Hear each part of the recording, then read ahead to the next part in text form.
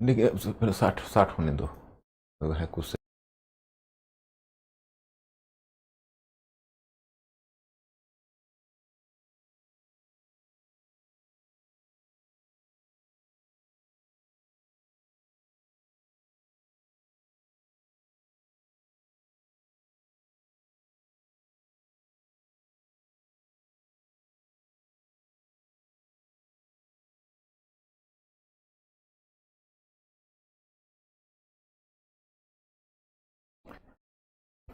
Okay my dear friends, how are you? आप लोग अच्छे हैं, समझ तो रहे होंगे। आप लोग जरूर समझते हैं और मैं हर ढंग से आपको हेल्प करने के लिए तैयार हूं। बीच बीच में मैं रुक के पूछता रहूंगा।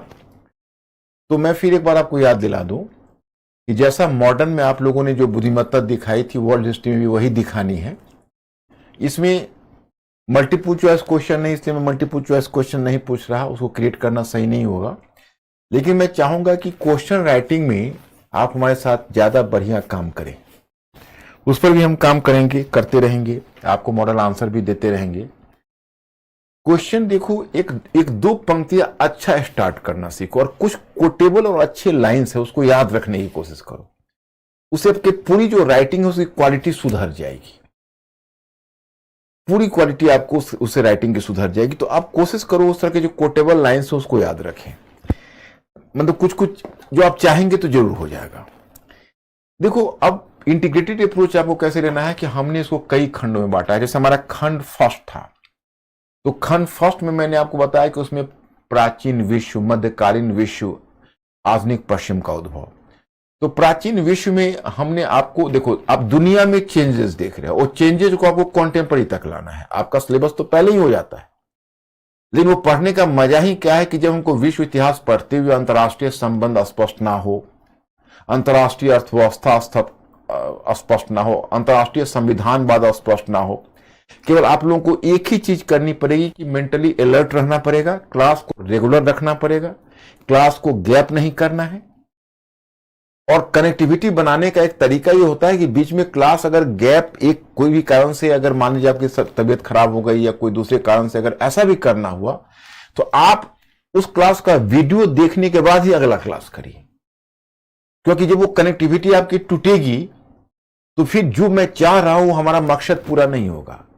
देखो, खंड में कोई महत्व नहीं है। हम अकेला प्रबोधन पढ़ेंगे, अकेला अमेरिकी क्रांति पढ़ेंगे, हम अकेला फ्रांस की क्रांति पढ़ेंगे तो उसका, यहां पर मैं आपको दिखा रहा हूं कि एक चलती हुई यात्रा है। जैसे आप एंशिएंट विश्व में देखा कि पहले दुनिया में कुछ सिविलाइजेशंस थे, फिर बड़े बड़े साम्राज्य आए और उन साम्राज्यों का विघटन हुआ। धर्म के क्षेत्र में अलग अलग हुआ। ईसाई धर्म आया यूरोप में, बाकी जगहों पर अपने अपने धर्म थे, धार्मिक पंथ थे। और फिर व्यापार में आपने देखा कि प्राचीन काल में व्यापार भी उन्नत अवस्था में थी, रोमन व्यापार उसी समय भी आपने देखा।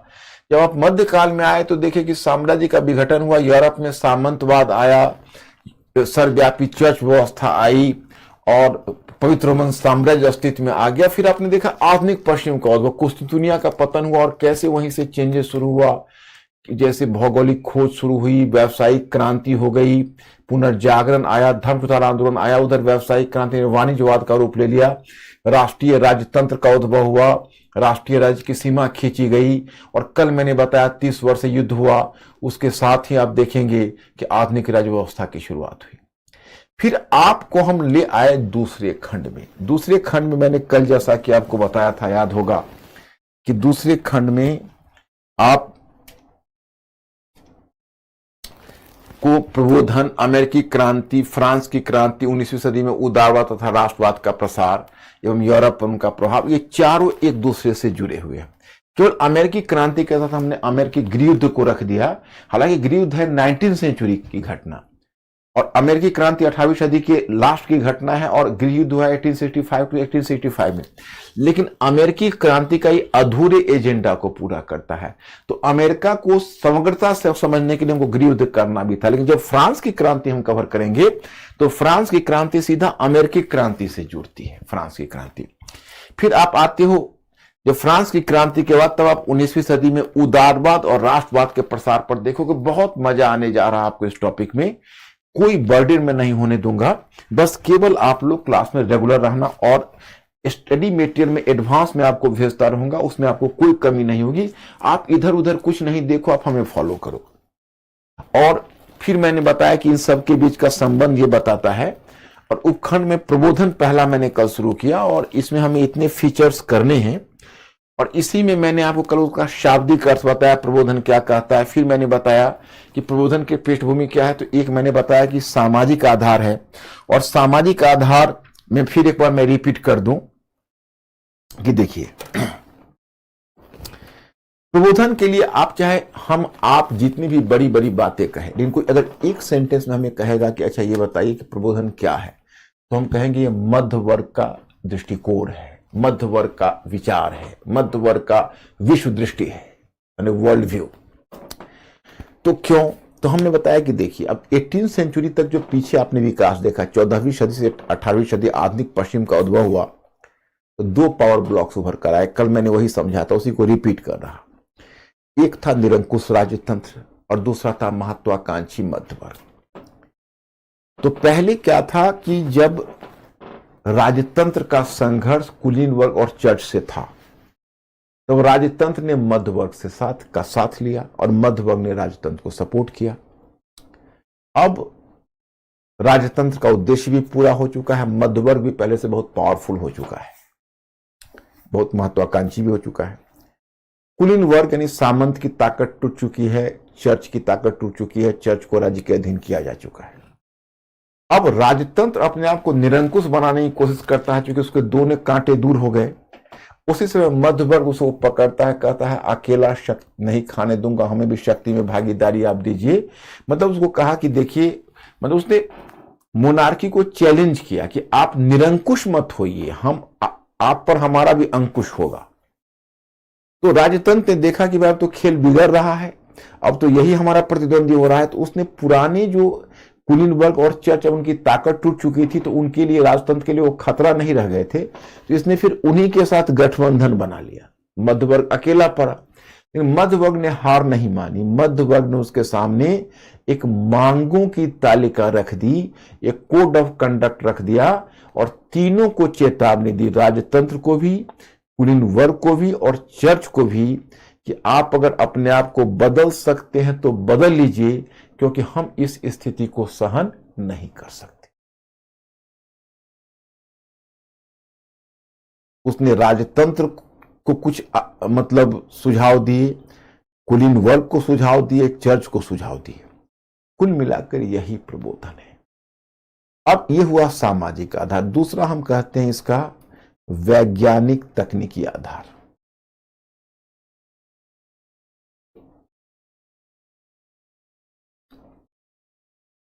यह है वैज्ञानिक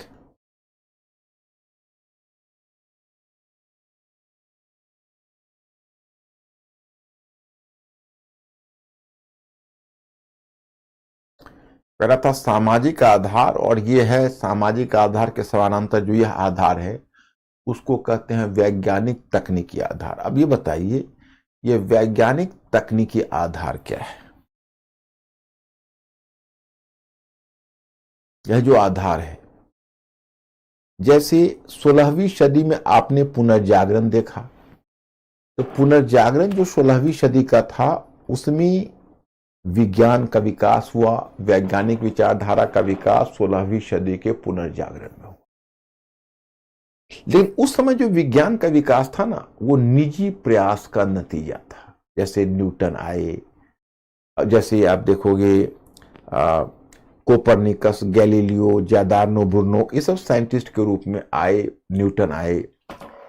लेकिन ये सब व्यक्तिगत तौर पर एक नई नई डिस्कवरी की, नई नई चीजों को पता लगाया और नई नई चीजें डाली। 17वीं सदी में आकर हो गई वैज्ञानिक क्रांति।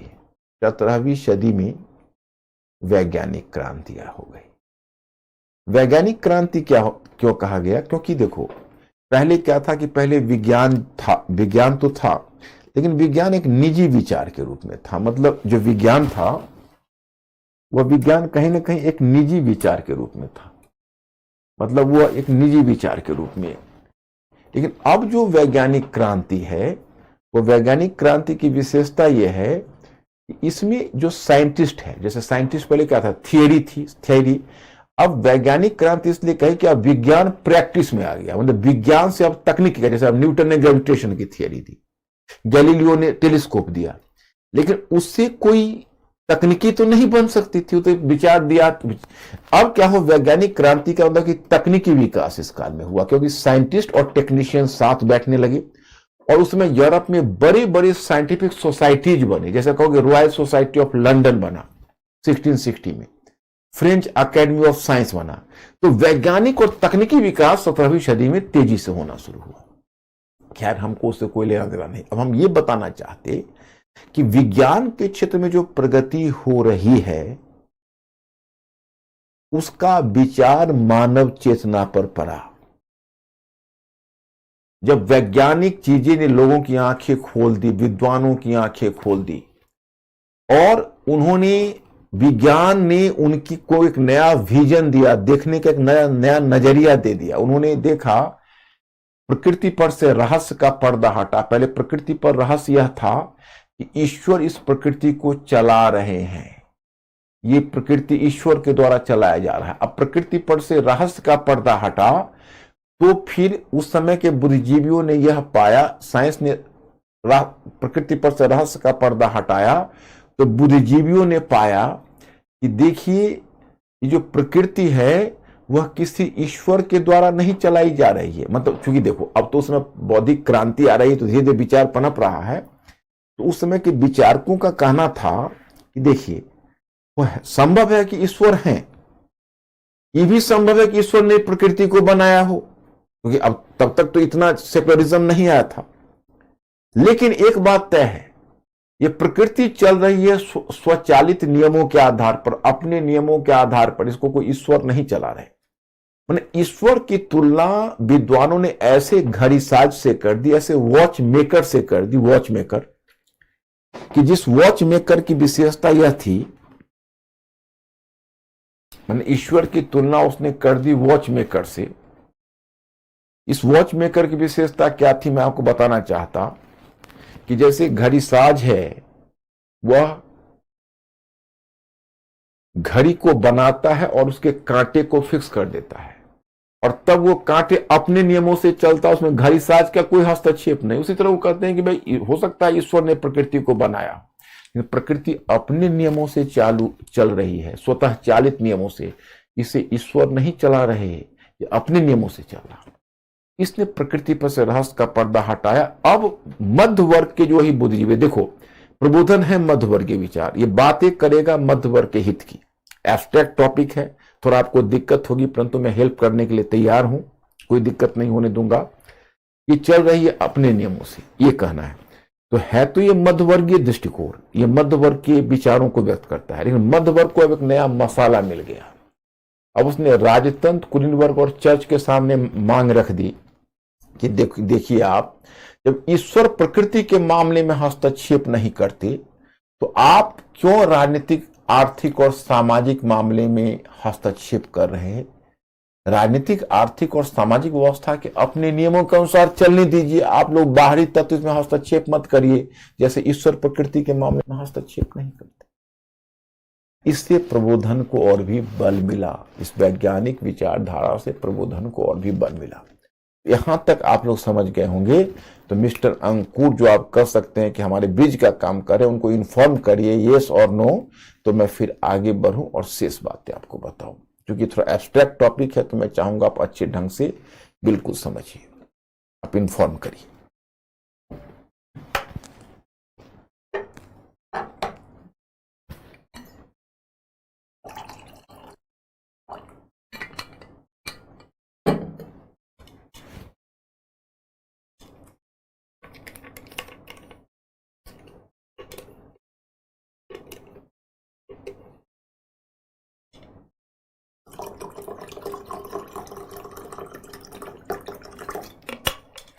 मृत्युंजय पूछ रहे हैं कि सर, राजतंत्र का मध्य वर्ग ने सपोर्ट क्यों किया?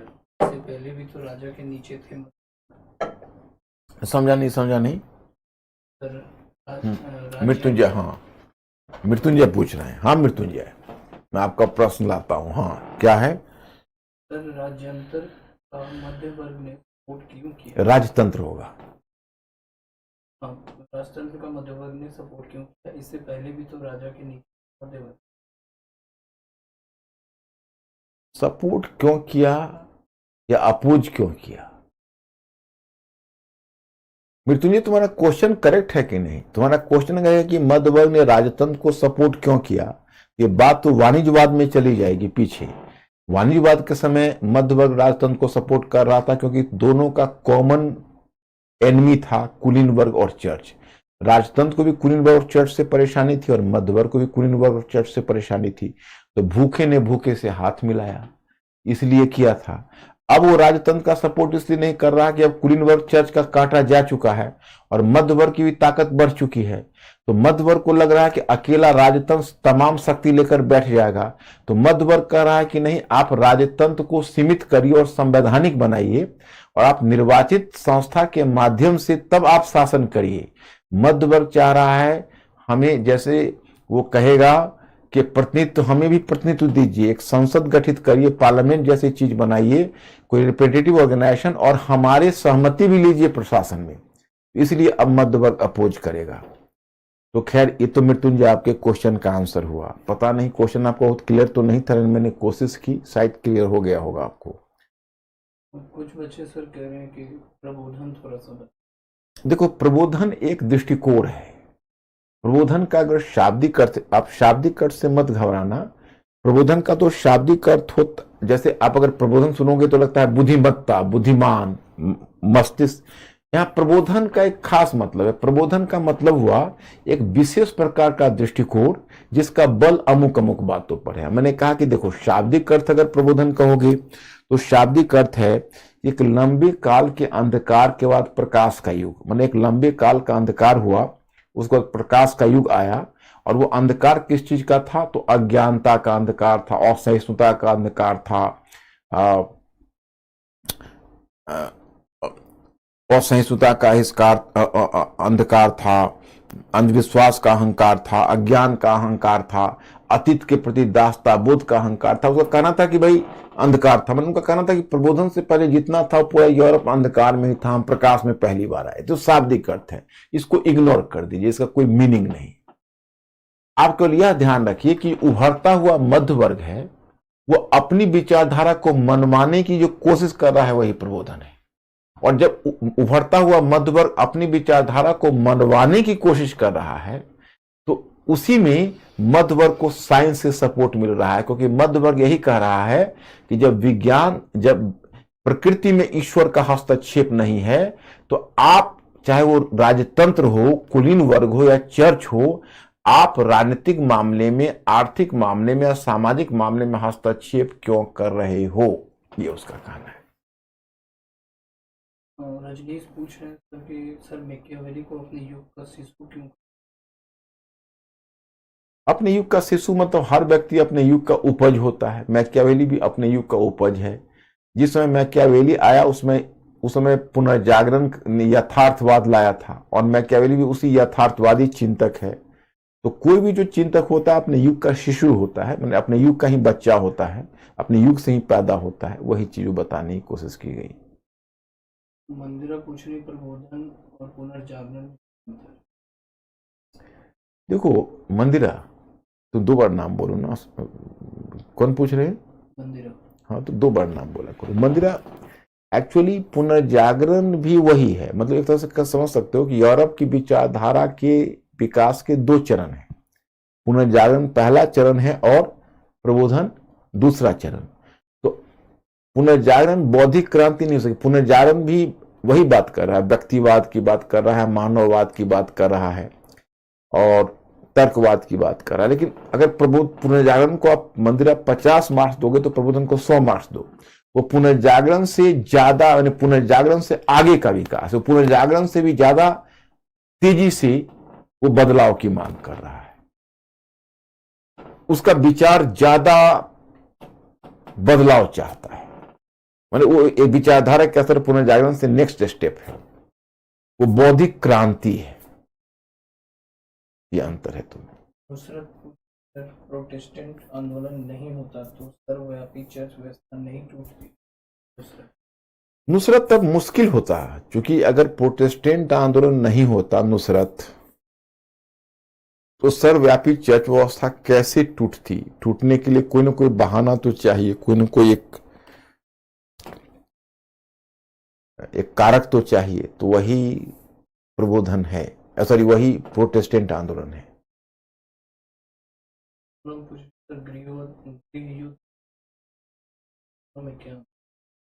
दोनों अलग अलग चीज है। क्रांति एक रेडिकल बदलाव की मांग करता है, गृह युद्ध तब होता है जब दो भिन्न पार्टी आपस में लड़ जाते हैं। लेकिन गृह युद्ध में आपको बताऊंगा कि अमेरिकी क्रांति का वो दूसरा चरण है, तो गृह युद्ध में भी एक क्रांति है। अमेरिकन गृह युद्ध का एक अलग मिसाल है। अन्यथा अगर दूसरे दो देशों, अगर किसी देश में गृह युद्ध होता है तो क्रांति नहीं होती ना, वो तो दो पार्टी आपस में लड़ते हैं। अमेरिका में भी वो हुआ है, परंतु वो क्रांति को कैसे सपोर्ट कर रहा है वो मैं आपको अमेरिकी गृह युद्ध में समझाऊंगा और बताऊंगा, आप समझ जाओगे। तो पहले ये तो बताओ कि हमारे बच्चों ने इसको वैज्ञानिक क्रांति किस तरह से पुनः प्रबोधन को, मैं स्टूडेंट्स मैंने सवाल किया, मेरा सवाल वहीं खड़ा है कि वैज्ञानिक क्रांति ने कैसे प्रबोधन को सपोर्ट किया है। जो मैंने दूसरा वाला, पहले एक तो मैंने बताया है आपको सामाजिक आधार, दूसरा वैज्ञानिक तकनीकी आधार। तो अब वैज्ञानिक तकनीकी आधार में जब आप हमें क्लीन चिट देंगे तभी हम आगे बढ़ जाएंगे, इसलिए प्लीज आप हमको जल्दी बताइए।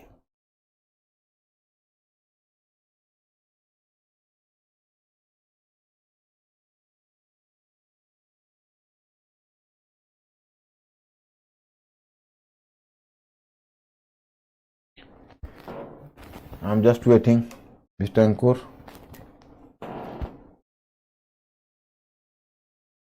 ओके है? ओके। अब देखो, अब इसके आगे मैं आपको बताना चाहता हूं कि प्रबोधन का आधार और कारण तो तुम जान ही गए। ये 17वीं सदी की वैज्ञानिक क्रांति, यही है आपका प्रबोधन का डायग्राम। अब प्रबोधन की विशेषताएं क्या है? देखो, प्रबोधन किन किन बातों पर बल देता है, आपको मेरे मैटर में मिला होगा कि विशेषताएं क्या है। तो देखो, ये कई बातों पर बल देता है। जैसे ये एक चीज यह कहता है कि जीवन ने बोलता क्या क्या है, इसका क्या विश्वास है, प्रबोधन का क्या विश्वास है। ये कहता है कि तर्कवाद, जो तर्कवाद तो समझते होंगे रीजनिंग, और वैज्ञानिक पद्धति माने साइंटिफिक मेथड, तो तर्कवाद और वैज्ञानिक पद्धति से जीवन में पूर्णता प्राप्त हो सकती है। मतलब you can reach at the point of perfection, और human civilisation can reach up to the point of perfection. जैसे reasoning and rationalism, rationalism and scientific method can bring you on the point of perfection।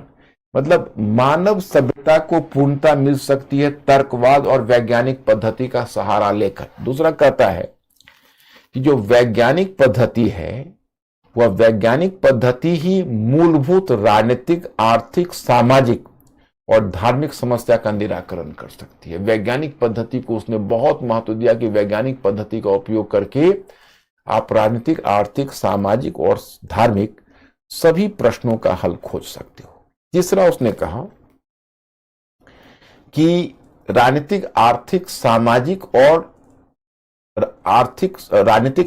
सामाजिक संस्थाओं को प्रकृति के नियमों पर आधारित होना चाहिए। प्रकृति के नियमों पर आधारित होना चाहिए का मतलब यह है कि जैसे प्रकृति के मामले में ईश्वर हस्तक्षेप नहीं करते हैं, उसी तरह राजनीतिक, आर्थिक और सामाजिक संस्थाओं में ना तो राजा को, ना तो कुलीन वर्ग को, ना चर्च को हस्तक्षेप करना चाहिए, यानी प्रकृति के नियमों पर उसको होना चाहिए। दूसरा, इसका दृष्टिकोण आशावादी है। ये कहता है कि एक समय आएगा जब मानव सभ्यता अपनी पूर्णता पर पहुंच जाएगी, कंप्लीट हो जाएगी, परफेक्ट हो जाएगी। और यह आशावादी है और ये जीवन में खुशी को महत्व देता है। यह आनंद की बात करता है, खुशी की बात करता है, हैप्पीनेस की बात करता है। ये गम की बात नहीं करता, मोक्ष की बात नहीं करता, संसार छोड़ने की बात नहीं करता जैसे रोमन कैथोलिक चर्च करता था।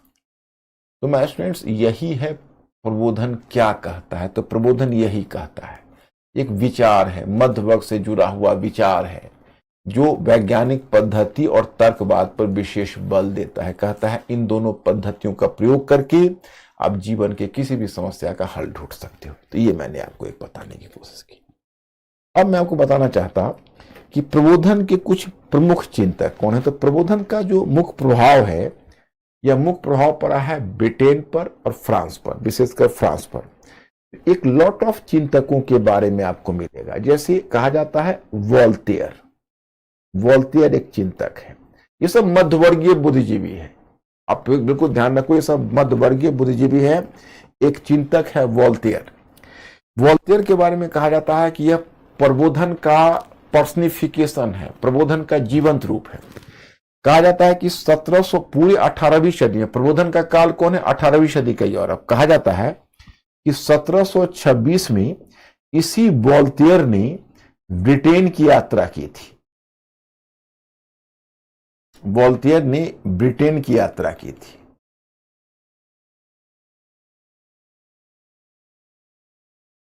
क्या यात्रा की थी, तो ब्रिटेन की यात्रा की थी। और जब 1726 में उसने ब्रिटेन की यात्रा की तो उसने देखा कि भाई फ्रांस का समाज में तो बहुत नियंत्रण है, लेकिन ब्रिटेन का समाज तो पहले ही गौरवपूर्ण क्रांति हो गई, पीछे चर्चा कर चुका हूं। जो ब्रिटेन है वो ने अभी गौरवपूर्ण क्रांति की चर्चा मैं नहीं किया, आगे कर दूंगा। जैसे ब्रिटेन है तो ब्रिटेन में मध्य वर्ग पहले से मजबूत हो चुका है, तो ब्रिटेन में बदलाव पहले आ चुका है। और फ्रांस में वहां का शासक है वो निरंकुश है, वो बदलाव को रोक रहा है। तो वोल्टेयर ने जब ब्रिटिश समाज की तुलना, जब फ्रेंच समाज की तुलना ब्रिटिश समाज से की, तो उसके मन में बहुत बेचैनी हुई और अपने विचार को उसने व्यक्त किया।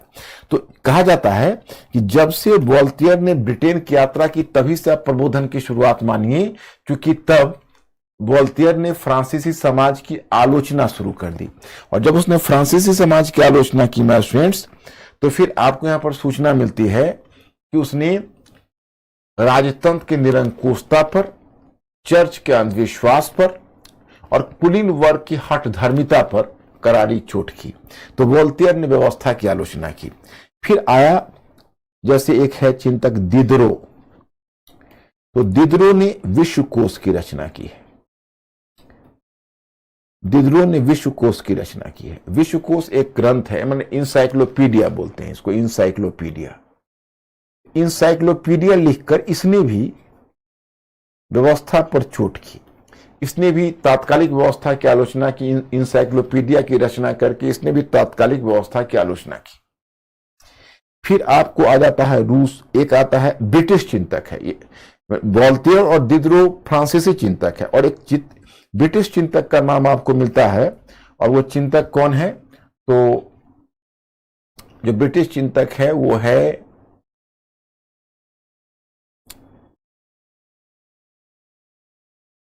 John Locke. ब्रिटिश चिंतक जॉन लॉक, जो ब्रिटिश चिंतक है वो है जॉन लॉक। अब जॉन लॉक है, इसने सीमित राजतंत्र या संवैधानिक राजतंत्र, सीमित राजतंत्र इसी को कहते हैं, संवैधानिक राजतंत्र, दोनों एक ही चीज है। मतलब संवैधानिक राजतंत्र का मतलब है कि राजतंत्र को मनमाने ढंग से शासन नहीं करना चाहिए, बल्कि एक निर्वाचित संसद होना चाहिए, निर्वाचित निकाय होनी चाहिए, इलेक्टेड एक बॉडी होना चाहिए। That should be some sort of विधान मंडल कह सकते हो, सम रिप्रेजेंटेटिव ऑर्गेनाइजेशन, इस तरह का एक इलेक्टेड बॉडी होना चाहिए। और उस इलेक्टेड बॉडी के परामर्श से इसे शासन करना चाहिए, उसे इलेक्टेड बॉडी के परामर्श से ही शासन करना चाहिए। इसीलिए आप यहां पर होता है कि जॉन लॉक है, उसने सीमित राजतंत्र की का विवरण दिया है या सीमित राजतंत्र की चर्चा की है। उसने कहा है कि राजतंत्र को सीमित होना चाहिए, तभी व्यक्ति के अधिकार सुरक्षित होंगे। जैसे इसमें मैं आपको बताता हूं, परंतु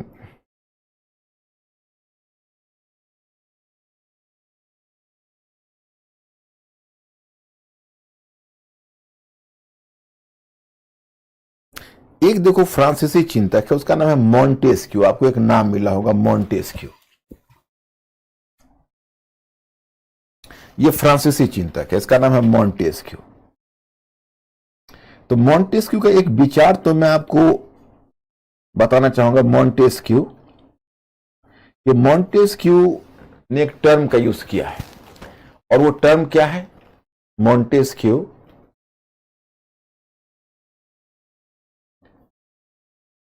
इसने शक्ति के पृथक्करण की बात कही है। शक्ति के पृथक्करण, अगर आप में थोड़ी सी यहां पर अगर संवैधानिक साक्षरता होगी तो आप आराम से इसको समझ सकते हो। एक टर्म आता है separation of power. Separation of power का, शक्ति का पृथक्करण मतलब सेपरेशन ऑफ पावर।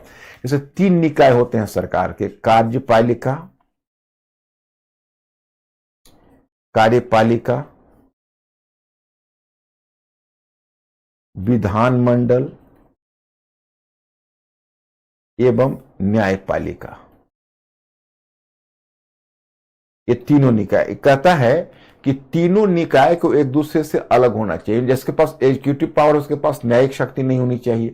जिसके पास विधानमंडल, विधायन की शक्ति, उसको एग्जीक्यूटिव पावर नहीं होना चाहिए। जिसके पास एग्जीक्यूटिव पावर, उसको विधायन की शक्ति नहीं होनी चाहिए। तीनों निकाय को अलग अलग रहना चाहिए, तभी व्यक्ति की स्वतंत्रता सुरक्षित रहेगी, ये कहना है। ये सब मध्यवर्गीय बुद्धिजीवी है, वही बात करते हैं जो मध्यवर्ग के हित में है।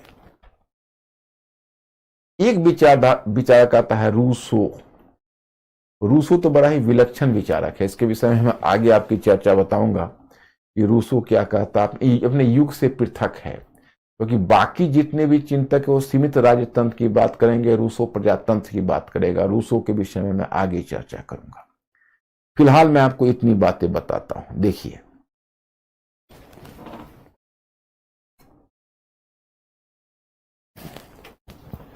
अब देखिए,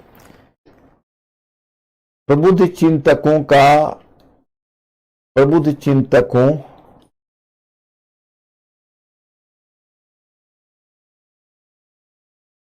बल किन विचारों पर? अब इनका बल किन विचारों पर है? प्रबुद्ध चिंतक कहते हैं कि प्रबुद्ध चिंतक का मतलब है जो प्रबोधन के विचार को मानते हैं। तो प्रबोधन के विचार को मानने वाले चिंतक को हम कहते हैं प्रबुद्ध चिंतक। अब इन प्रबुद्ध चिंतकों में देखो, एक विचार इनका है सीमित अथवा संवैधानिक राजतंत्र, यानी लिमिटेड और कॉन्स्टिट्यूशनल मोनार्की। लिमिटेड और कॉन्स्टिट्यूशनल मोनार्की, सीमित अथवा संवैधानिक राजतंत्र, लिमिटेड एंड कॉन्स्टिट्यूशनल मोनार्की। तो my students, you have to give me the hint. आपको बताना है, मैं आपसे जानना चाहूंगा पहले, तब मैं आगे बढ़ूंगा। Mister Ankur ask my students कि सीमित राजतंत्र या संवैधानिक राजतंत्र का मतलब कौन कौन समझते हैं? यस और नो में लिखते चलिए। तो आप सीमित और संवैधानिक, क्योंकि मैं चाहता हूं कि आपसे हमारा डायरेक्ट कम्युनिकेशन जुड़े। And mister Ankur is working as the new Sanjay, you know. So Ankur के थ्रू मैं जानना चाहूंगा, आप लोग यस नो लिखते चलिए। सीमित राजतंत्र अथवा संवैधानिक राजतंत्र का मतलब कितने लोग समझ गए?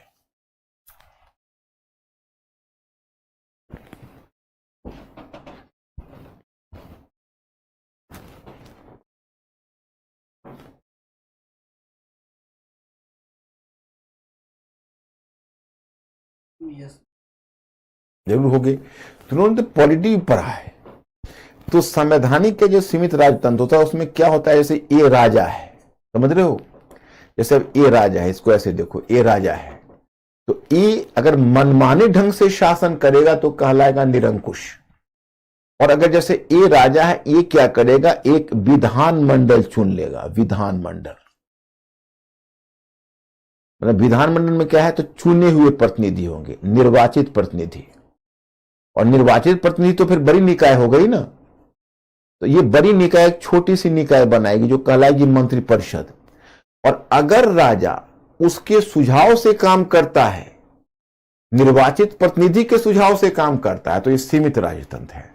तो एक प्रबुद्ध चिंतक है उस समय के, प्रबुद्ध चिंतक में नाम बता रहा हूं, उसका नाम है, अभी रूसो का नाम आप छोड़ दीजिए। रूसो उसमें से नहीं है, रूसो अलग कैटेगरी का है। आप नाम लीजिए वोल्टेयर, दिदरो, मॉन्टेस्क्यू और जॉन लॉक। ये सब जितने चिंतक मैंने बताया ये सब प्रबुद्ध चिंतक हैं। एडम स्मिथ भी है, एडम स्मिथ भी एक चिंतक है, वह भी प्रबुद्ध चिंतक है। तो ये सीमित अथवा संवैधानिक राजतंत्र की बात कर रहे हैं। तो जितनी भी ये चिंतक है, वोल्टेयर, मॉन्टेस्क्यू, दिदरो, ब्रिटिश चिंतक जॉन लॉक, सभी संवैधानिक राजतंत्र की ही बात करता है। तो राजनीतिक क्षेत्र में इनकी मांग है सीमित अथवा संवैधानिक राजतंत्र। अब देखो आर्थिक क्षेत्र में इनकी मांग क्या है पता है? मुक्त अर्थव्यवस्था। मुक्त अर्थव्यवस्था एक टर्म आता है मुक्त अर्थव्यवस्था में, लेसेज फेयर। मुक्त अर्थव्यवस्था में क्या नाम आता है? Laces fair. अब इसको थोड़ा ऊंचा बढ़ा देना। इनका दूसरा डिमांड क्या है? मुक्त अर्थव्यवस्था, लेसेज फेयर। और इसमें एक अर्थशास्त्री आए हैं जिन अर्थशास्त्री का नाम है एडम स्मिथ।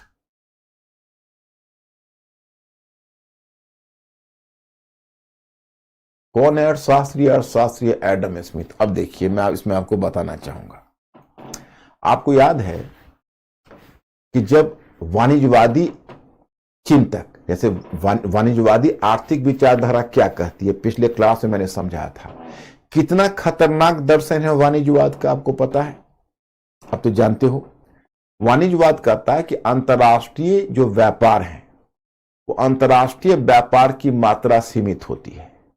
एक देश का सरप्लस, एक देश अगर अंतर्राष्ट्रीय व्यापार में संतुलन अपने पक्ष में लाता है तो दूसरे को घाटा होता है। इसलिए सभी देशों को चाहिए, सभी राष्ट्रों को चाहिए कि वो कृत्रिम रूप से निर्यात को अधिक करने और आयात में कटौती करने का प्रयास करें। अब बताइए, अगर सारे देश यही करना चाहेंगे तो अंतर्राष्ट्रीय व्यापार ठप पड़ जाएगा। एडम स्मिथ ने इसको अपोज किया। एडम स्मिथ ने कहा कि देखिए ऐसा नहीं है, अगर अंतर्राष्ट्रीय व्यापार में केवल कुछ ही लोगों को लाभ मिलेगा और बाकी लोगों को घाटा होगा, या कुछ लोगों को लाभ मिलेगा कुछ अन्य को लगातार घाटा होगा, तो अंतर्राष्ट्रीय व्यापार छोड़कर चले जाएंगे, कहेंगे भाई ठीक है हमें व्यापार ना करना।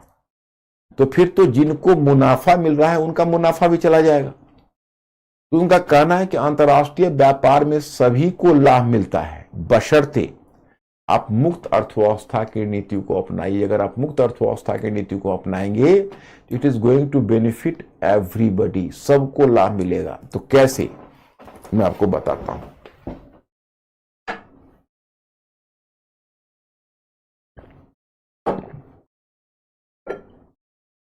थोड़ा आपको सजग रहना है, ओके? और मेंटली अलर्ट जो मेरा कोड वर्ड है, देखिए ये एक कंट्री है, ओके? कल्पना करिए एक कंट्री है, ये एक कंट्री है। एक कंट्री को एक्स के प्रोडक्शन में, मान लीजिए एक्स जूता हो, छाता हो, जो भी हो, इसको एक्स के उत्पादन में स्पेशलाइजेशन है। मेंटली अलर्ट रहिएगा, एक्स के प्रोडक्शन में इसका स्पेशलाइजेशन है, एक्स में। तो अगर यह एक एक्स, एक यूनिट, मैंने कहना है एडम स्मिथ का कि अगर इसको एक्स को, जैसे आप इसको ऐसे समझो, ये एक कंट्री है और एक कंट्री का स्पेशलाइजेशन है, एक कंट्री का स्पेशलाइजेशन है एक्स के प्रोडक्शन में, एक कंट्री का स्पेशलाइजेशन है एक्स के प्रोडक्शन में, ओके? तो अगर वो एक यूनिट लेबर और कैपिटल, एक यूनिट लेबर और कैपिटल का इन्वेस्ट करता है तो इसको ऐसे कर देते, जैसे एक कंट्री है, इसका स्पेशलाइजेशन एक्स के प्रोडक्शन में, एक्स के प्रोडक्शन में, तो यह एक यूनिट लेबर और कैपिटल लगाता है तो इसको एक एक्स मिलता है, एक एक्स। अब इसको वाई में स्पेशलाइजेशन ए को नहीं है, ओके? तो अगर यह वाई का प्रोडक्शन करना चाहता है तो पता चलता है ये 10 यूनिट लेबर और कैपिटल लगाया तो इसको एक वाई मिला। फिर समझना, जैसे एक कंट्री है, उसको एक्स के प्रोडक्शन में स्पेशलाइजेशन है, तो अगर वो 1 यूनिट लेबर और कैपिटल लगाए तो उसको 1 एक्स मिला। अब ये कंट्री चाहता है कि हम वाई का प्रोडक्शन भी कर ले, तो वाई का प्रोडक्शन करने के लिए जो वो 10 यूनिट लेबर और कैपिटल लगाता है तो उसको 1 वाई मिलता है। ओके, अब देखो ये बी कंट्री है, बी कंट्री का स्पेशलाइजेशन वाई के प्रोडक्शन में, वाई के प्रोडक्शन में। अब अगर यह 1 यूनिट लेबर और कैपिटल लगाता है तो उसको 1 वाई मिलता है। ओके, और अगर यह 10 ये भी चाहता है कि मैं एक्स का प्रोडक्शन भी करूं, तो यह 10 यूनिट लेबर और कैपिटल लगाता है, तब इसको 1 वाई मिलता है। देखिए, सॉरी 1 एक्स मिलता है। मतलब देखो, इसका वाई में स्पेशलाइजेशन, इसका एक्स में स्पेशलाइजेशन। अगर ए 1 यूनिट लेबर कैपिटल लगाता है तो 1 एक्स मिलता है, लेकिन ए चाहता है वाई का प्रोडक्शन करूं तो उसी 10 यूनिट लेबर कैपिटल लगाना पड़ता है, तो उसको 1 वाई मिलता है। बी का स्पेशलाइजेशन वाई में है, इसको 1 यूनिट लेबर कैपिटल लगाता है तो 1 वाई मिलता है। अगर यह चाहता है कि हम 1 एक्स का ही प्रोडक्शन करें तो 10 यूनिट लेबर और कैपिटल लगाता है, तब इसको 1 एक्स मिलता है। एडम स्मिथ ने कहा कि ए तुम गलती कर रहे हो, तुम वाई का प्रोडक्शन करना छोड़ दो, तुम टोटल तुम्हारे पास 11 यूनिट लेबर कैपिटल है, उसको लगा दो एक्स के प्रोडक्शन में, तुमको 11 एक्स मिल जाएंगे। वाई को छोड़ो, प्रोडक्शन ही मत करो। और बी को सजेस्ट किया कि तुमको वाई में स्पेशलाइजेशन है, तुम एक्स का प्रोडक्शन क्यों कर रहे हो, तुम अपने 11 यूनिट लेबर और कैपिटल लगाओ, तुमको 11 वाई मिलेंगे। तब एक कंट्री कहता है कि महाराज आपका सुझाव तो सही है, लेकिन हमको 1 यूनिट वाई चाहिए, मैं क्या करूं। वो कहेगा, अरे मूर्ख प्राणी, तुमको सबसे बढ़िया काम करना है कि तुम इसको वाई आयात कर लो अपने यहां, 1 यूनिट वाई। तुम 1 यूनिट एक्स के बदले 1 यूनिट वाई आयात कर सकते हो, तुम वाई को आयात कर लो। और बी को कहते हैं तुम एक्स को 1 आयात कर लो। और उसका कहना है कि पहले क्या था, पहले तुम दोनों 1 यूनिट एक्स और 1 यूनिट वाई का प्रोडक्शन करते थे, और दुनिया को मिलता था 2 एक्स और 2 वाई। अब दुनिया को मिल रहा है 11 एक्स और 11 वाई। तो वेल्थ ऑफ नेशंस, देखिए दुनिया में वेल्थ बढ़ रहा है, नेशंस का वेल्थ बढ़ रहा है। ये एडम स्मिथ का सुझाव है एक्स और वाई कंट्री के लिए। अब आप लोग पहले हमको एश्योर करिए, अगर ये क्लियर हो गया होगा, यह है मुक्त अर्थव्यवस्था का लाभ जो एडम स्मिथ बता रहा है। अब अगर क्लियर हो गया होगा तो मैं फिर आगे बढ़ूं। Mister Ankur, ask my students, please my students give my clue.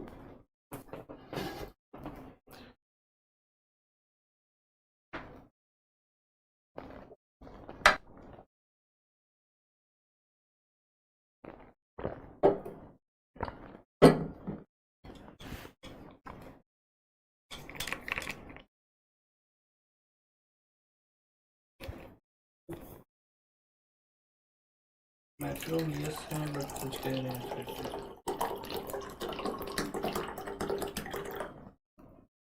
Maximum yes है। देखो मोटे तौर पर देखो, हमको जो अभी आप लोगों का फीडबैक मिला उसमें मैक्सिमम यस यस हो। कुछ लोग कह रहे हो कि फिर, तो मैं कुछ लोगों को इंगित करना जो यस है उसके लिए उसको बहुत बहुत धन्यवाद, लेकिन जो कह रहे हैं उनको मैं एक बार बता दूं। देखो इसमें कुछ नहीं है, मतलब इनका कहना यह है कि अगर आपको जूता के प्रोडक्शन में स्पेशलाइजेशन, एडम स्मिथ का कहना है, देखो ये अर्थशास्त्र के बेसिक नियम है, इसके लिए आर्थिक साक्षरता केवल चाहिए, और इसमें कोई बहुत लंबी चौड़ी थियरी है नहीं। जैसे उनका कहना है कि अगर आपको जूता के प्रोडक्शन में स्पेशलाइजेशन है तो आप जूता का प्रोडक्शन करिए। अब अगर छाता का प्रोडक्शन आप करना चाहेंगे तो आपको उसमें रिसोर्सेज ज्यादा लग जाएंगे, प्रोडक्शन कम होगा। तो जिसमें आप बढ़िया प्रोडक्शन कर सकते हैं उसी में स्पेशलाइज करिए, और जिसका प्रोडक्शन आपको ज्यादा रिसोर्सेस लगेगा उसको मत करिए, बदले में दूसरे देश से मंगवा लीजिए, आयात कर लीजिए, और आप अपना स्पेशलाइजेशन को करिए, वही आपको समृद्ध बनाएगा। जैसे कहते हैं एक कंट्री को कि अरे मूर्ख, तुमको, वो कहते हैं एक कंट्री को कहते हैं कि भाई तुम बुद्धू बन रहे हो, तुम क्यों 1 unit x 1 unit labour capital लगाते हो तो 1 एक्स मिलता है, तुम वाई का प्रोडक्शन क्यों कर रहे हो, इसको बोलते हैं क्यों वाई का प्रोडक्शन कर रहे हो। तुम 10 यूनिट एक्स अगर रिसोर्सेस लगाते हो, 10 यूनिट लेबर कैपिटल माने पूंजी और श्रम, तब तुमको 1 यूनिट वाई मिलता है। अगर तुम पूरे 11 यूनिट लगा दो ना एक्स के प्रोडक्शन में, और बी कंट्री को कहते हैं कि तुम्हारा स्पेशलाइजेशन वाई में है, तुम एक यूनिट लेबर कैपिटल ला के एक एक्स को प्रोड्यूस कर रहे हो और 10 यूनिट लेबर कैपिटल ला के एक वाई को, उस 10 यूनिट लेबर कैपिटल को मतलब उस कहते हैं कि अगर ये बी को कि तुम 1 यूनिट लेबर कैपिटल लगा के तुम एक वाई का प्रोडक्शन कर रहे हो और 10 यूनिट लेबर कैपिटल लगा के एक्स का प्रोडक्शन कर रहे हो, तो एक काम करो ना, पूरे 11 यूनिट तुम वाई के प्रोडक्शन में लगा दो और एक को कहते हैं तुम एक्स के प्रोडक्शन में लगा दो। बोला तुमको फायदा होगा, तुमको 11 एक्स मिल गया, इनको 11 वाई मिल गया। अब अगर इनको एक एक्स की जरूरत है, इनको बी को, तो उनसे आयात कर ले, और अगर एक को एक वाई की जरूरत है तो बी से आयात कर ले। और दुनिया को भी तो फायदा है, पहले आप ये भी कंट्री 2 एक्स और 2 वाई दे रहे थे, अब दुनिया को 22 एक्स और 11 एक्स और 11 वाई मिल रहे हैं, तो दुनिया का भी वेल्थ बढ़ेगा, दुनिया का भी अच्छा होगा। मुझे लगता है अंकुर अब सबको समझ में आ गया होगा, मैं यही मान के चल रहा हूं, मैं यही मान के चल रहा हूं कि आप सभी लोग समझ गए होंगे। तो ये हुआ। तो एडम स्मिथ ने मुक्त अर्थव्यवस्था की बात कही। उसने कहा कि देखिए, अर्थव्यवस्था को मुक्त छोड़ दीजिए। यहीं से इसको कहते हैं father of classical economics. Classical economics की, क्लासिकल अर्थशास्त्र की शुरुआत किसने की? एडम स्मिथ ने। और क्लासिकल अर्थशास्त्र का जनक किसे कहा जाता है? लोग समझ पा रहे हैं कि नहीं अंकुर? क्या आ रहा है इनका रिस्पॉन्स? यस में है। तो मैं आपको बता रहा हूं कि यही चीज एडम स्मिथ ने कहा कि देखिए, बाजार है, बाजार का अपना अनुशासन होता है, बाजार के मामले में आप छेड़छाड़ मत करिए, बाजार अपने नियमों से चलता है, डिमांड और supply, higher the demand higher the price, lower the demand lower the price. वो राजा को कहता है, मतलब सरकार को कहता है कि आप आर्थिक मामले में हस्तक्षेप मत करिए, आप केवल लॉ एंड ऑर्डर को देखिए, आपका काम पुलिसिंग करना है, इकोनॉमी को आप मार्केट पर छोड़ दीजिए, मार्केट खुद तक संगत होता है। देखो मार्केट को क्या बोलता है मैं आपको बताता हूं, फिर एक नया थियरी बताता हूं, मेंटली अलर्ट रही। जैसे एडम स्मिथ का क्या कहना है ये मैं आपको बताता हूं। ये कहता है कि देखो, कोई भी जो प्रोडक्शन होता है उसमें उसके तीन स्टेक होल्डर्स होते हैं। एक है प्रोड्यूसर, ये फिर थियरी है, थोड़ा सा मेंटली अलर्ट होना पड़ेगा, लेकिन तभी इस बहाने आप इकोनॉमी का भी तो बेसिक समझ रहे हो। इसे आप जब इकोनॉमी पढ़ोगे तो आपको फायदा होगा बहुत ज्यादा। वर्ल्ड हिस्ट्री का तो यही फायदा है, वर्ल्ड हिस्ट्री का हिस्ट्री का ही फायदा है। History is the mother of all subjects. तो हिस्ट्री के माध्यम से तुम बाकी विषयों का भी समझ डेवलप कर लोगे। यही ख्वाहिश लेकर मैं वर्ल्ड हिस्ट्री में आया भी हूं, और तुम लोग इसमें सपोर्ट करोगे तो देखना, वर्ल्ड हिस्ट्री समाप्त होते होते तक तुम्हारा आइडियाज ब्रॉड हो जाएगा, ये मैं दावा करता हूं। जिस दिन मैं पढ़ा के वर्ल्ड हिस्ट्री समाप्त करके जाने लगूंगा उस दिन तुम बताना हमें। अभी इनिशियल का फेज है, थोड़ी दिक्कतें होंगी, लेकिन ये बहुत फायदा करने जा रहा है। एक स्टेक होल्डर्स है मिस्टर माय स्टूडेंट्स, प्रोड्यूसर्स।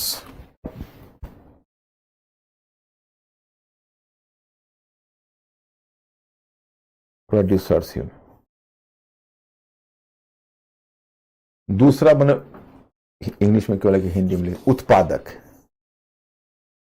उसने कहा कि एक स्टेक होल्डर है वो है उत्पादक, दूसरा वो बोल रहा है कि दूसरा है श्रमिक,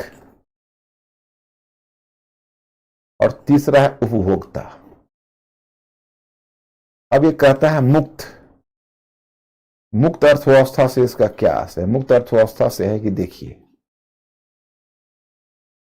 देखो अर्थव्यवस्था में नॉर्मली क्या होता है कि दो तरह का होता है। एक होता है सप्लाई लेड ग्रोथ, दूसरा है डिमांड लेड ग्रोथ।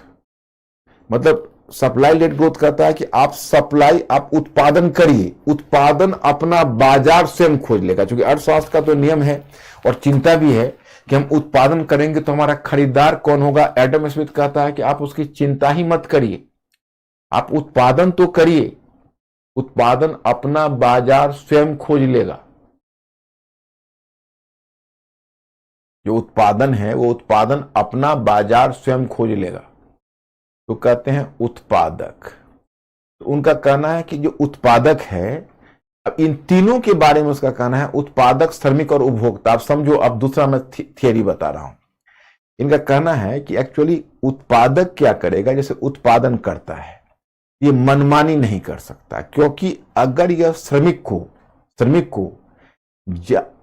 उनकी जरूरत के अनुसार मूल्य नहीं देगा,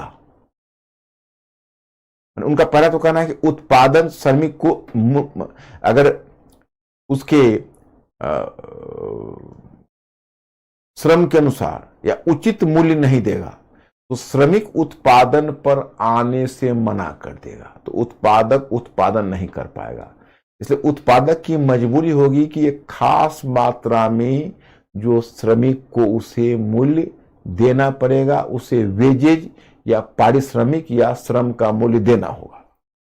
दूसरी तरफ अगर श्रमिक उत्पादक से उटपटांग मांग करेगा या बहुत ज्यादा मांग करेगा तो उत्पादक उसे हायर नहीं करेगा, उसे काम पर नहीं लेगा, दूसरे किसी मजदूर को बुला लेगा। तो श्रमिक इस डर से ज्यादा पैसों का डिमांड नहीं करेगा, उत्पादक इस डर से कम पैसा ऑफर नहीं करेगा कि श्रमिक नहीं आएगा।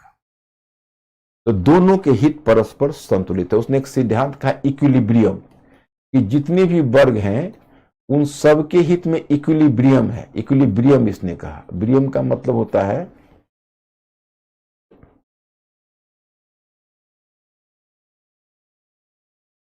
इक्विलिब्रियम माने संतुलन। उसने कहा कि इन तीनों के हित के बीच, हितों के बीच संतुलन।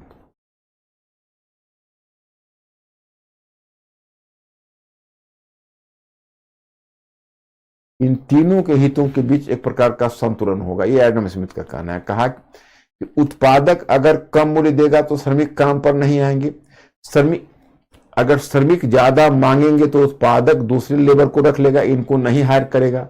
तो श्रमिक के ऊपर भी अंकुश है, उत्पादक के ऊपर भी अंकुश है। उसी प्रकार से अगर उत्पादक अपने वस्तु का मूल्य ज्यादा रखेंगे तो उपभोक्ता नहीं खरीदेगा, मना करेगा, तो उत्पादक का उत्पादन नहीं बिकेगा। अगर उपभोक्ता उत्पादक से यह अपेक्षा करेगा कि बहुत कम मूल्य पर वस्तुओं को मुहैया कराए तो फिर उत्पादक उत्पादन नहीं करेगा, क्योंकि उत्पादक को लगेगा कि भाई हम घाटे सह के तो उत्पादन कर नहीं सकते। तो परिणाम क्या होगा?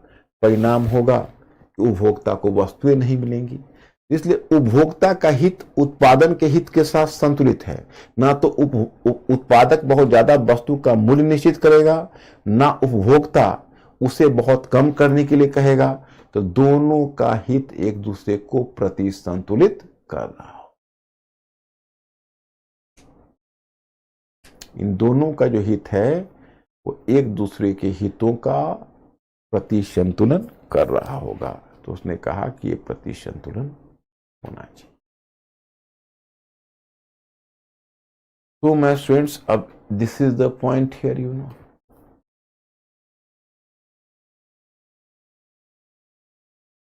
This is the point. अब चलिए, तो यह है उसका कहना है, अर्थव्यवस्था को मुक्त रहने दीजिए, उत्पादक, श्रमिक और उपभोक्ता सभी एक दूसरे के हितों को संतुलित करते चलेंगे, मार्केट अपने नियमों से चलेगा। उसी को कहते हैं लेसेज फेयर, मुक्त अर्थव्यवस्था, लेसेज फेयर। ये लेसेज फेयर टर्म कहां से आया उसका भी एक बड़ा इंटरेस्टिंग इतिहास है जो मैं बताऊंगा। लेसेज फेयर, ये लेसेज फेयर टर्म कहां से आया? तो फ्रांस से निकला। फ्रांस में क्या हुआ कि फ्रांस का जो शासक था उसने एक प्रधानमंत्री रखा था जिसका नाम था कोलवर्ट, जीन बैप्टिस्ट कोलवर्ट पूरा नाम था। तो बड़ी कड़ाई से वाणिज्यवादी नीति लागू करता था। वाणिज्यवादी नीति का मतलब है अर्थव्यवस्था पर नियंत्रण की नीति, और लेसेज फेयर का मतलब है सभी नियंत्रण समाप्त करके अर्थव्यवस्था को मुक्त करो। तो ऐसे हुआ कि एक लॉयंस जगह का नाम था फ्रांस में, तो कोलवर्ट ने वहां पर व्यापारियों का एक मीटिंग बुलाई, वही मध्यवर्ग, और फिर व्यापारियों से पूछा, ये कोलवर्ट ने, अच्छा आप एक चीज बताइए कि हम आपके लिए क्या कर सकते हैं। तो व्यापारियों ने एक स्वर से जवाब दिया, लेसेज नॉन फेयर। अगर आप हमारे लिए कुछ कर सकते हैं तो मेहरबानी करके आप हमारे मामले में हस्तक्षेप ना करिए।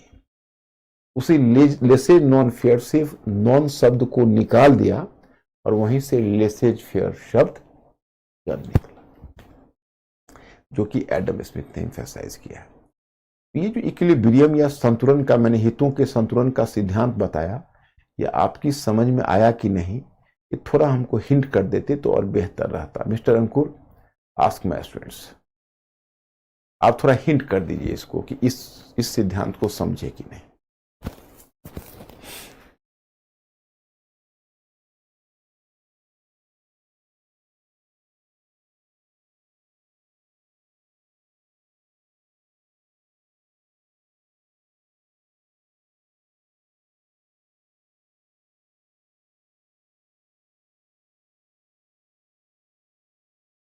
ओके, ठीक है माय स्टूडेंट्स, तो ये हुआ एडम स्मिथ। इन्होंने मुक्त अर्थव्यवस्था की बात की भी, मध्यवर्गीय बुद्धिजीवी है, ये प्रबोधन काल का है। एडम स्मिथ याद रखना प्रबोधन काल का है, मध्यवर्गीय बुद्धिजीवी है। ये मैंने बताया आर्थिक क्षेत्र में। अब मैं बताना चाहता हूं सामाजिक क्षेत्र में, मतलब राजनीतिक क्षेत्र में संवैधानिक राजतंत्र, आर्थिक क्षेत्र में प्रबोधन की मांग है मुक्त अर्थव्यवस्था, याद रखना। और सामाजिक क्षेत्र में प्रबोधन की मांग है, सामाजिक क्षेत्र में व्यक्ति की स्वतंत्रता। सामाजिक क्षेत्र में इसकी मांग है व्यक्ति की स्वतंत्रता। ये कह रहा है कि व्यक्ति को स्वतंत्र रखिए, उस पर कोई अंकुश नहीं होना चाहिए। मतलब जानते हैं, इसने जो मॉन्टेस्क्यू है, मॉन्टेस्क्यू ने शक्ति संतुलन की अवधारणा दी। मॉन्टेस्क्यू ने कहा कि व्यक्ति को स्वतंत्र होना चाहिए, यानी व्यक्ति की स्वतंत्रता पर उसने विशेष बल दिया कि मॉन्टेस्क्यू व्यक्ति की स्वतंत्रता के लिए, उसका कहना था, शक्ति पृथक्करण अनिवार्य है। मतलब कार्यपालिका, विधायिका और कार्यपालिका, विधानमंडल और न्यायपालिका को एक दूसरे से पृथक होना चाहिए। मन स्वतंत्रता के लिए शक्ति का पृथक्करण आवश्यक।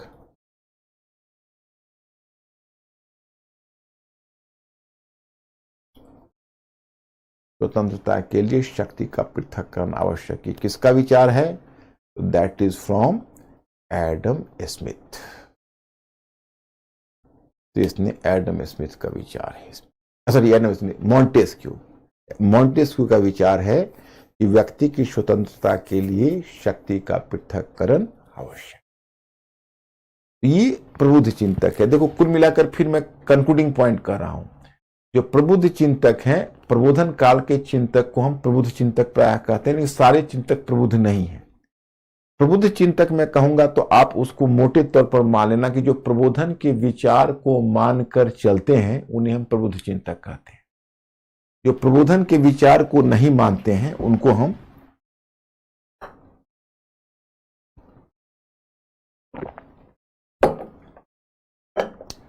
प्रबुद्ध चिंतक नहीं कह सकते। अब देखिए, ये जो जिसको आप प्रबोधन का चिंतक या प्रबुद्ध चिंतक कहते हो, ये मध्यवर्गीय बुद्धिजीवी है।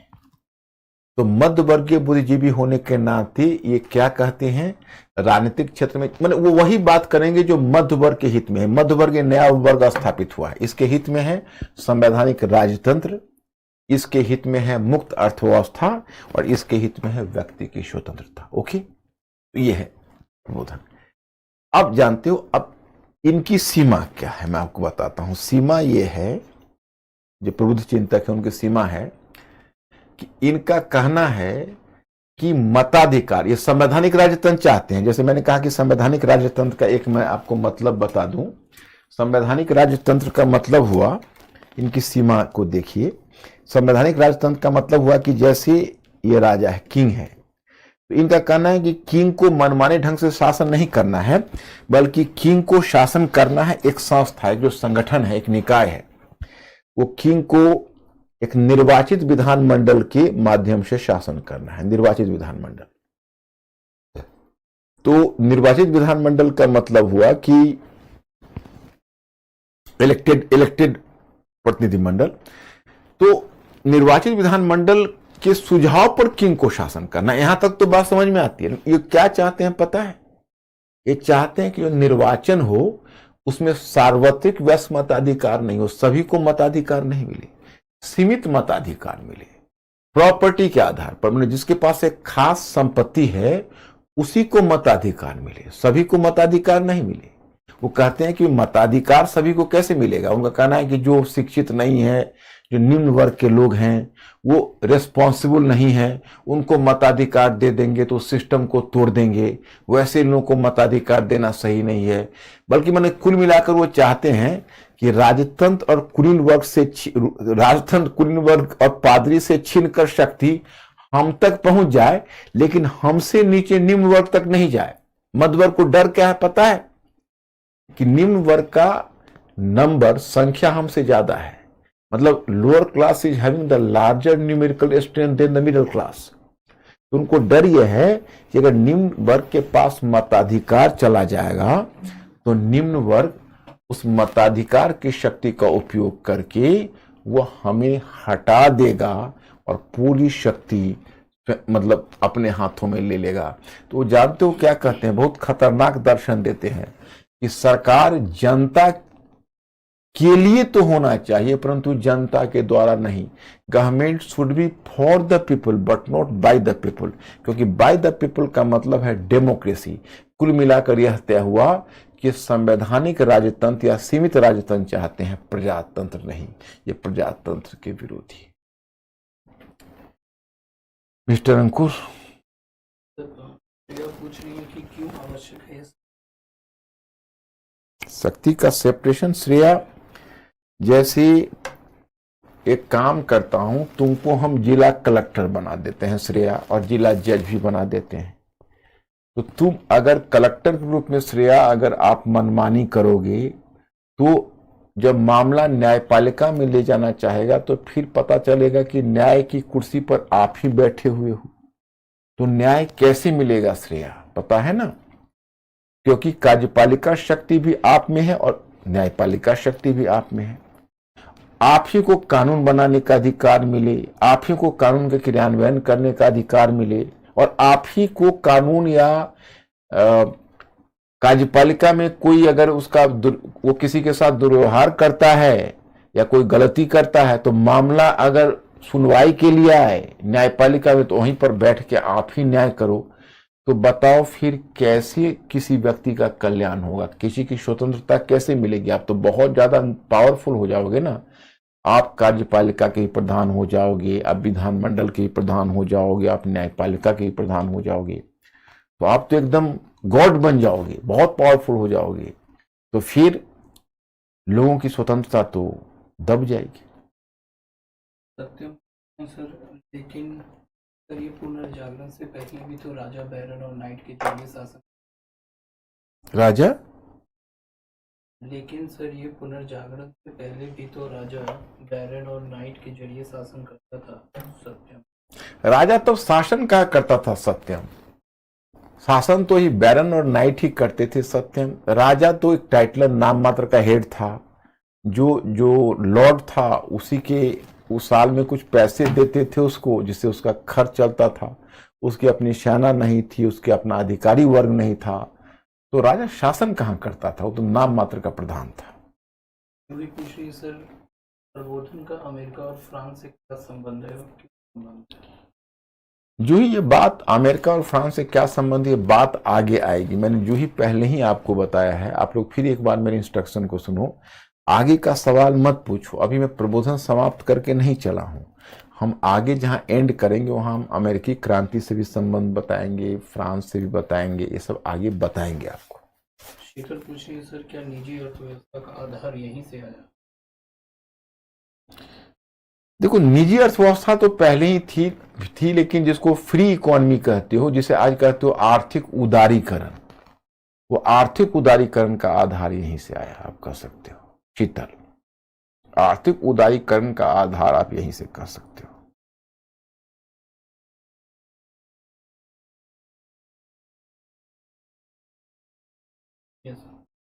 ओके, तो हमारे प्रश्न अभी तक खड़ा है।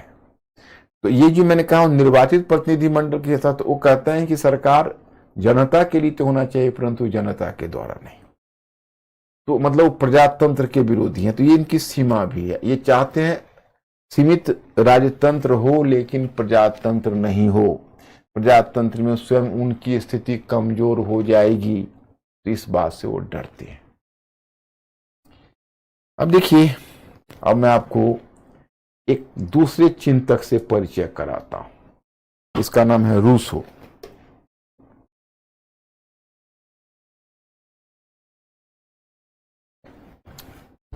जीन, इसका पूरा नाम है जीन जैक्विस रूसो।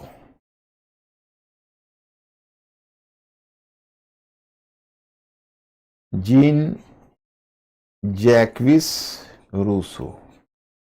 देखो, ये जिनेवा का नागरिक था, जिनेवा, लेकिन यह फ्रांस में आ गया और फ्रांस में ही एक्टिव था। यह प्रबोधन काल का तो था, लेकिन प्रबोधन के विचारों को नहीं मानता था कई मुद्दे पर। कैसे? तो देखो, पहला अंतर क्या है? पहला अंतर यह है, जो अन्य प्रबुद्ध चिंतक, यहां प्रबुद्ध चिंतक से आशय है मॉन्टेस्क्यू, दिदरो,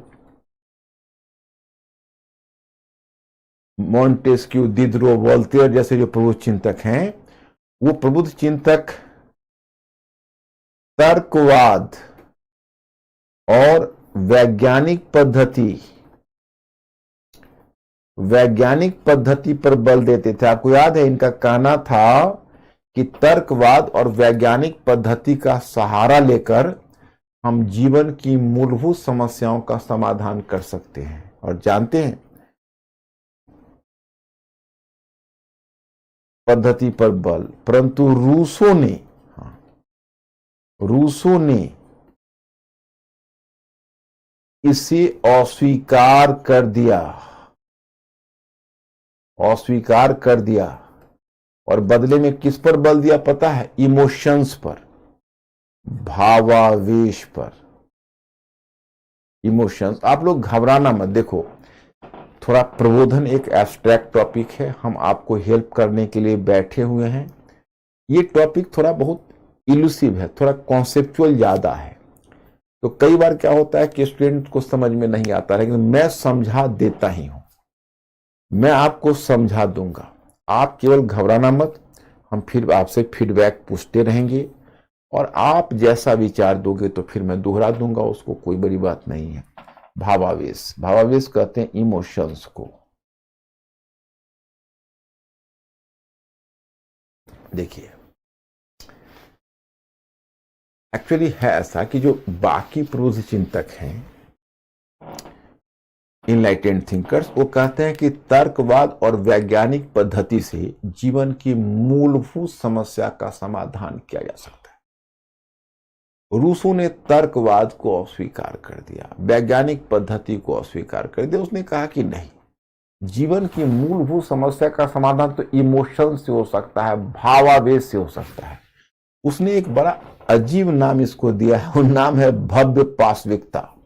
हालांकि ये नाम हम तुमको क्यों बता रहे हैं, इसको छोड़ ही दो इस शब्द को, तुमको थोड़ा समझने में दिक्कत कर देगा। इतना ही जानो कि जो रूसो, देखो, अब तर्क का स्थल मस्तिष्क है और भावना का स्थल हृदय है।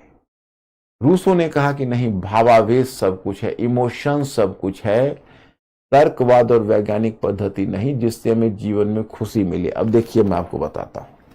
अब इसलिए रूसो को क्या कहा जाता है पता है? रूसो को पक्षंतावाद का पिता कहा जाता है, पक्षंतावाद का जनक, पिता। पक्षंतावाद के लिए अंग्रेजी में शब्द है रोमांटिसिज्म। जैसे अंग्रेजी में तुम देखोगे एक रोमांटिक मूवमेंट चला है साहित्य में, रोमांटिसिज्म, स्वच्छंदतावाद, और उसका फादर रूसो ही है, रूसो ने ही ये लाया है।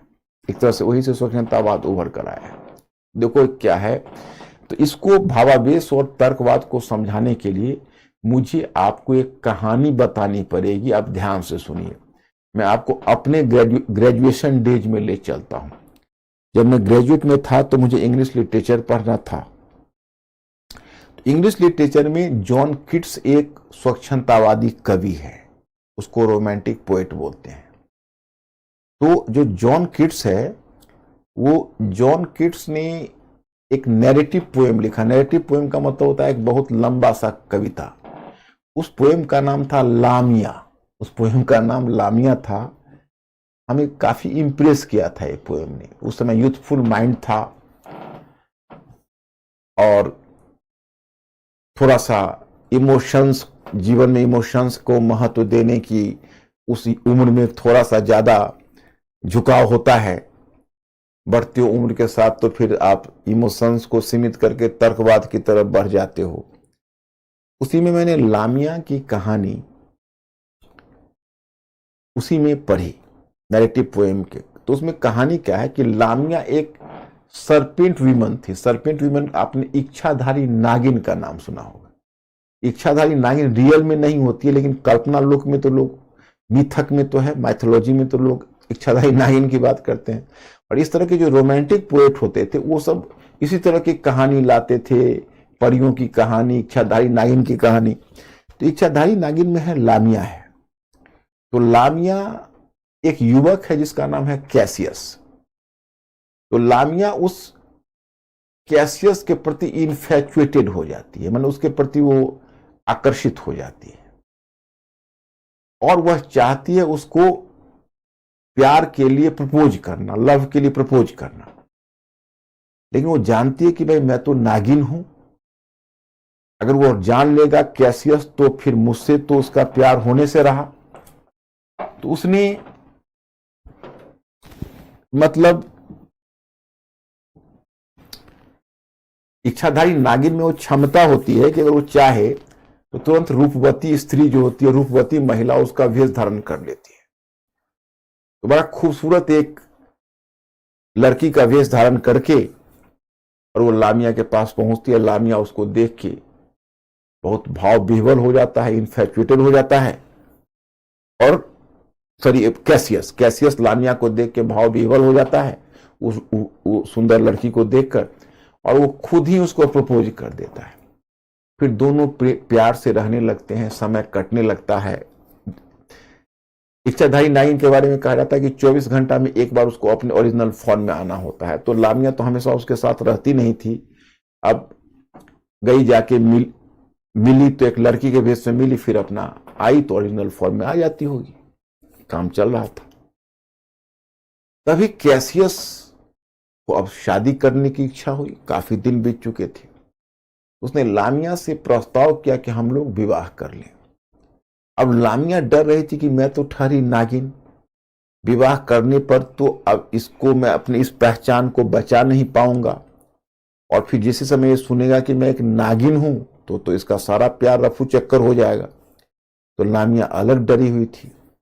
और खैर उसको लगा कि 24 घंटे में एक बार वेश बदलना है तो चलो कोई नहीं, हम मैनेज कर लेंगे। लेकिन सबसे बड़ी समस्या लामिया के लिए थी कि कैसियस का अगर विवाह होता, मैरिज होता, तो उस विवाह में उसका एक वो अपने गुरु को जरूर निमंत्रण देती। और उसके गुरु का नाम था फॉस्टस। और फॉस्टस एक बहुत बड़ा फिलोसोफर था, दार्शनिक था, और त्रिकालदर्शी था। वो भूत भविष्य वर्तमान सभी को जानता था। भूत को तो सभी जानते हैं, वर्तमान को लोग समझते नहीं, भविष्य को तो कोई कोई जानता है।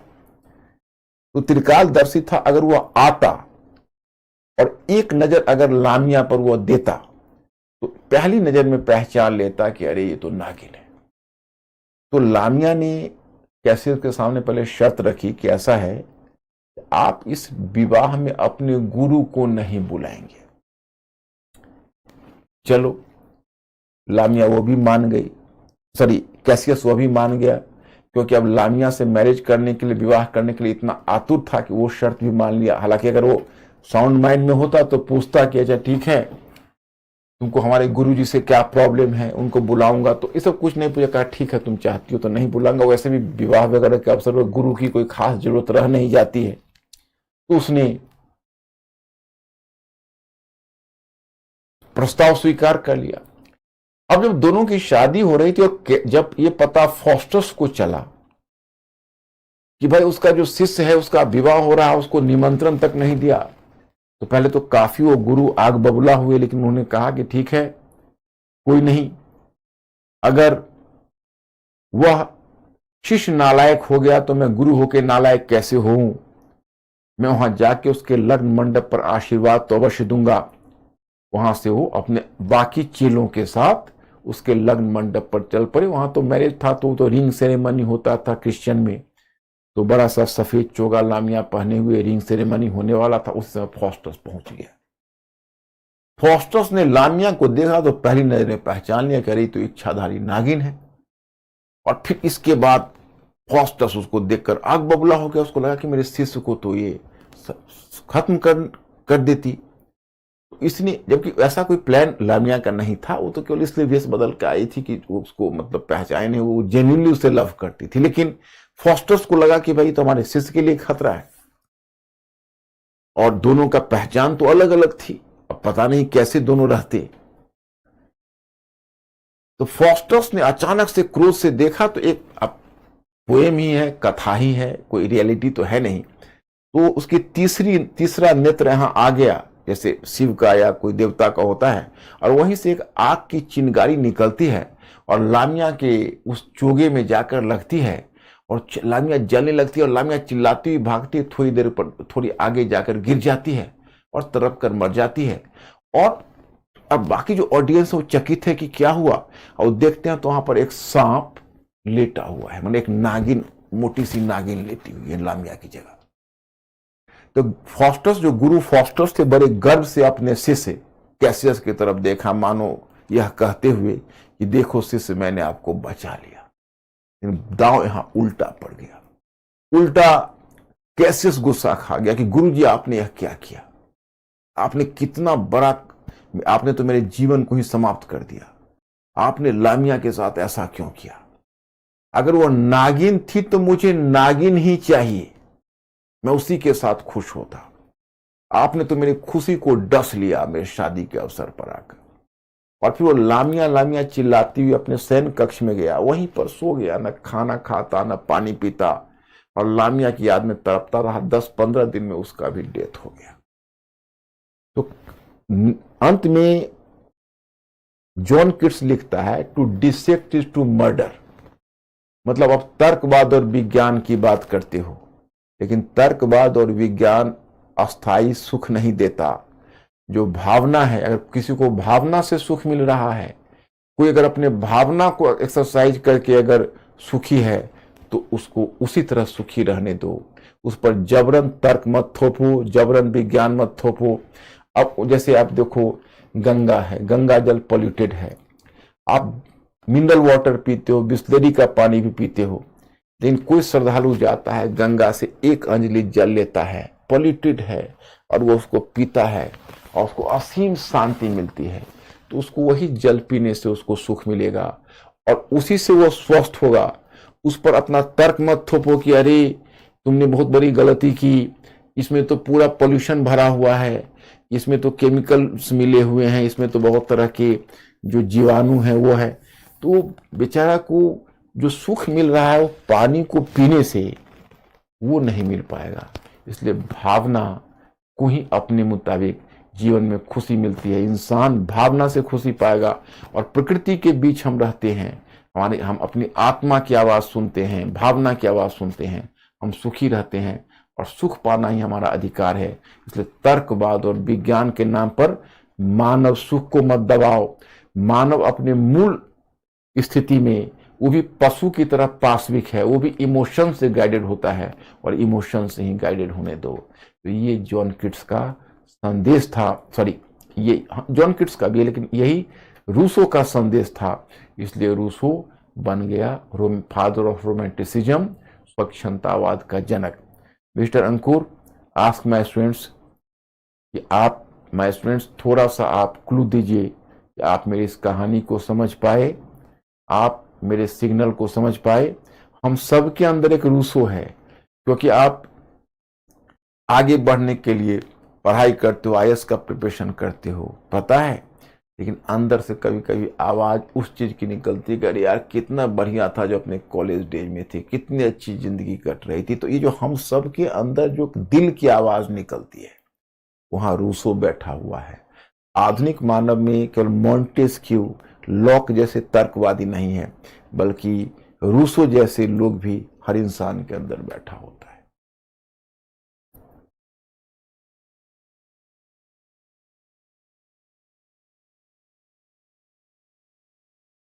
ओके, हमारे स्टूडेंट्स इस ये पूरे इनलाइटनमेंट को समाप्त करना उचित भी नहीं था, क्योंकि एब्स्ट्रैक्ट टॉपिक है और हमारे स्टूडेंट्स को इस टॉपिक में कोई दिक्कत ना हो, इसलिए मुझे कोई बहुत जल्दबाजी नहीं दिखानी थी।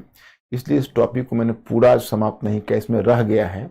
इसलिए बाकी मेरे स्टूडेंट्स जो अमेरिकन क्रांति या प्रबोधन से संबंध पूछ रहे थे, तो आप देखने दो, मैं कल आपको प्रबोधन के बाद तो अमेरिकी क्रांति का टॉपिक नहीं मिला है ना, कल मैं वैसे आपको अमेरिकी क्रांति भी भेज दूंगा। इसमें देख लेता हूं कितना पार्ट इसमें बचा हुआ है, तो मैं वो भी मैटर भेज दूंगा। हो सकता है कि कल मेरा पूरा टाइम इसमें ना लगे।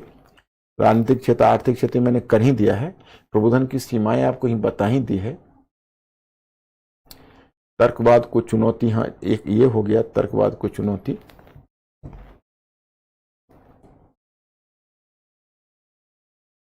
और अंतर अनुशासना, तो कल पूरा टाइम नहीं लगेगा।